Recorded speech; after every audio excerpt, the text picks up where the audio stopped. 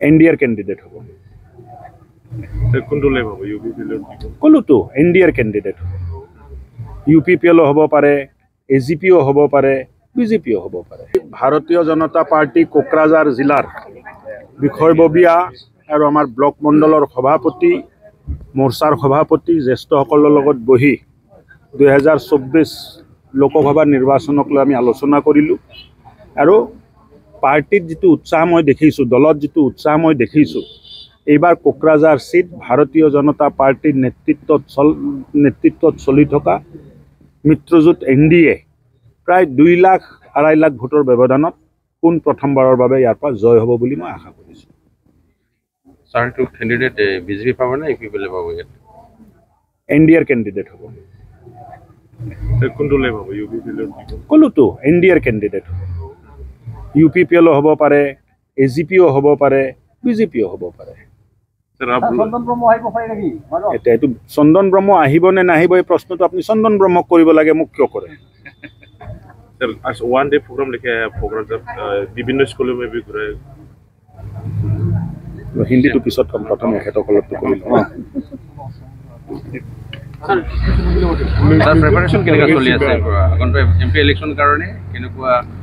কাৰ্যকৰ্তাৰ মনত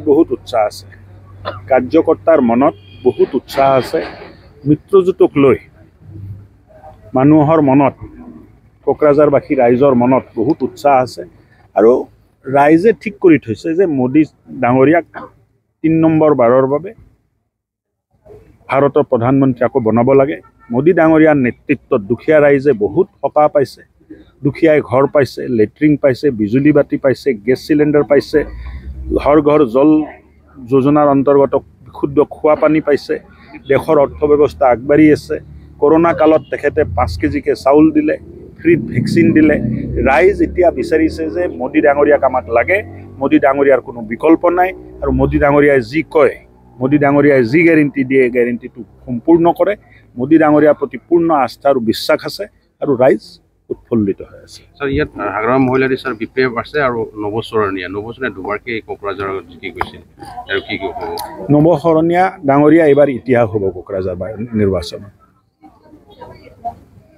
আৰু হাগ্ৰামা মহিলাৰী ডাঙৰীয়াটো ইতিহাস হৈয়ে গ'ল অলৰেডি, আৰু নতুনকৈ কি ইতিহাস হ'ব? বহু ঠাইতে বৰ্তমানলৈকে BPFৰ উত্থান দেখিবলৈ পোৱা গৈছে। এই উত্থানটো আপোনালোকে পেপাৰে পত্ৰে দেখে। তেখেতে মানে নিজৰ মানুহ, দলত থকা মানুহকে আকৌ ৰিজইনিং কৰাই দিয়ে। তেনেকৈ আমি ৰিজইনিং কৰাব আৰম্ভ কৰিলে আমাৰ ডেইলি 10,000 মানুহ জইন কৰিব। ছাৰ আজি যিটো গুৰুত্ব হৈছে তাতে বড়ো মিডিয়ামৰ যিটো কুৱেশ্যন পেপাৰ আহিছে তাতে ইংৰাজী ভাষাত আহিছে। মোক তেখেতসকলে কৈছে, কাৰণটো কি মই নাজানো। মই গুণোৎসৱত এজ এ ইনভিজিলেটৰে আহিছিলোঁ, কিবা সমস্যা আছে তেনেকুৱা মোক জনাইছে। কি আছে মই মানে শিক্ষামন্ত্ৰীৰ লগত কথা পাতিম। 5,000 শিক্ষকৰ যিটো নিযুক্তি বিজ্ঞাপন প্ৰকাশ পাইছে তাতে কেৱল 56 বড়ো মাধ্যমক বঞ্চনা কৰা হৈছে নেকি? কোনো বড়ো মাধ্যমক বঞ্চনা কৰা নহয়। আজিৰ দিনত ভাৰতীয় জনতা পাৰ্টিৰ নেতৃত্বত চলা চৰকাৰে জনগোষ্ঠীয় লোকৰ স্বাৰ্থক প্ৰথমত ৰাখিছে, ভূমিপুত্ৰৰ স্বাৰ্থক প্ৰথমত ৰাখিছে। প্ৰথমবাৰৰ বাবে 75 বছৰ পিছত বড়ো মূলীয় ব্যক্তি এজন বিধানসভাৰ অধ্যক্ষ হৈছে, জনজাতীয় ব্যক্তি বিধায়ক বিধানসভাৰ উপাধ্যক্ষ হৈছে। আৰু মই ভাবোঁ যে প্ৰত্যেকটো জাতি জনগোষ্ঠীক ভাৰতীয় জনতা পাৰ্টিৰ নেতৃত্বত থকা চৰকাৰে, আমাৰ মুখ্যমন্ত্ৰী ডক্টৰ হিমন্ত বিশ্ব ডাঙৰীয়াই যিটো মান সন্মান আৰু মানে সৎকাৰ দি আহিছে, তাৰ কোনো বেলেগ বিকল্প হ'ব নোৱাৰে। আৰু আপুনি যিটো ভাবে যে বড়ো মাধ্যমত প্ৰবঞ্চনা কৰা হৈছে, আৰে আপোনালোকে যদি ৰাষ্ট্ৰীয় শিক্ষানীতি 2020 দেখে, তাততো মাতৃভাষাত পঢ়া শুনাকে গুৰুত্ব দিয়া হৈছে যে প্ৰত্যেকটো ল'ৰা ছোৱালীয়ে ক্লাছ 5লৈ মাতৃভাষাত পঢ়া শুনা কৰিব লাগিব। বড়ো ল'ৰাই বড়ো মাধ্যমত পঢ়িব লাগিব, ৰাভা ল'ৰাই ৰাভা মাধ্যমত পঢ়িব লাগিব, মিচিং ল'ৰা ছোৱালীয়ে মিচিং মাধ্যমত পঢ়া শুনা কৰাৰ সুবিধা পাব। জনজাতীয় দাবী যিটো আছিলে যে মাতৃভাষাত পৰীক্ষা হ'ব লাগে, মাতৃভাষাত পঢ়া শুনা হ'ব লাগে, একে মানে ষ্ট্ৰকত শিক্ষানীতিৰ জৰিয়তে ভাৰতবৰ্ষৰ প্ৰতিটো জাতি জনগোষ্ঠীৰ আশা আৰু আকাংক্ষাক যদি সম্পূৰ্ণ কৰাৰ কাম কৰিছে ভাৰতৰ প্ৰধানমন্ত্ৰী নৰেন্দ্ৰ মোদী ডাঙৰীয়াই। কেণ্ডিডেট লৈ কি আছে? মানুহ মোদী ডাঙৰীয়াকহে প্ৰধানমন্ত্ৰী কৰিব খুজি আছে, কেণ্ডিডেট লৈ কি আছে? আপুনিও কেণ্ডিডেট হ'ব পাৰে, ময়ো কেণ্ডিডেট হ'ব পাৰে। মই বাৰু হ'ব নোৱাৰোঁ, মই ST নহয়, আপুনিতো হ'ব পাৰে। কেণ্ডিডেট লৈ ৰাইজ এতিয়া ৰৈ থকা নাই যে কোন কেণ্ডিডেট হ'ব কোন নহ'ব। মিত্ৰজোঁটৰ প্ৰাৰ্থী যোনে নহওক 2 লাখ ভোটৰ ব্যৱধানত জিকিব। মানুহে লাগিছে এতিয়া যে উঠি পৰি লাগি আছে যে কেনেকৈ তৃতীয়বাৰৰ বাবে মোদীজীক প্ৰধানমন্ত্ৰী পাতিম। তাত কেণ্ডিডেটৰ প্ৰশ্ন নাহে, দলৰ প্ৰশ্ন নাহে।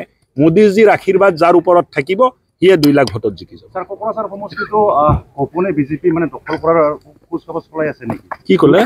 কোকৰাঝাৰ সমষ্টিটো লোকসভা সমষ্টিটো বিজেপিয়ে মানে গোপনে দখল কৰাৰ কিবা চেষ্টা চলাই আছে। এতিয়া গোপনে কেনেকৈ দখল হয় মই নাজানো। আমিতো মুকলি মনেৰে কাম কৰোঁ, মুকলি অন্তৰেৰে কাম কৰোঁ, যি কথা কওঁ মুকলি মিটিঙত কওঁ। আজিও মই মুকলিকৈ কৈছোঁ যে মিত্ৰজোঁটৰ প্ৰাৰ্থী 2 লাখ ভোটত জিকিব। কাৰণ যিহেতু ছাৰ দৰং ওদালগুৰিত বিজেপিৰ প্ৰাৰ্থীয়ে তাত প্ৰতিদ্বন্দ্বিতা কৰিব, গতিকে ইয়াত UPPলৈ ঘূৰি নিদিব। আপোনাৰ প্ৰশ্নটো মই বুজা নাই। দৰং ওদালগুৰিত বিজেপিয়ে খেলাৰ কাৰণে আপোনাক কোনোবাই কৈছে নেকি দৰং ওদালগুৰিত বিজেপিয়ে খেলিব বুলি? ছাৰ আমি যেতিয়া ইয়াত তেতিয়ালৈতো কেণ্ডিডেটে ডিক্লেয়াৰ হয় নাই, আপুনি কেনেকৈ গম পালে ভাই? আমিতো নাপাওঁ গম।